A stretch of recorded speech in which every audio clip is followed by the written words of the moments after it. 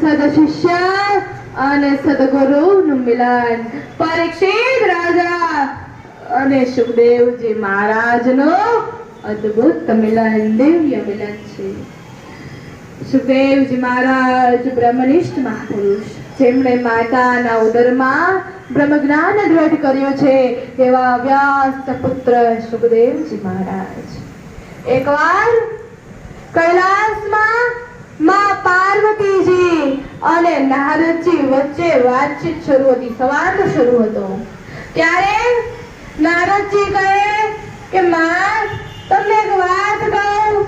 પાર્વતીજી કહે, બોલો ને માં. તમને ખબર છે મારા બાપજી એના ગળામાં જે મસ્તકો મુંડમાળા પહેરે છે ઈ કોના છે?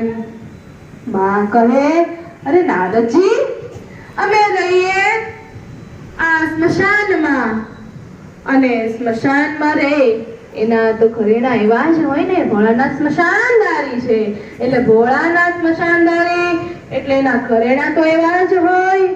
ત્યારે નારદજી કહે, માં તમને ખરેખર ખબર નથી કે મસ્તક કોના છે? પાર્વતીજી કહે, કેમ, કોઈ વાત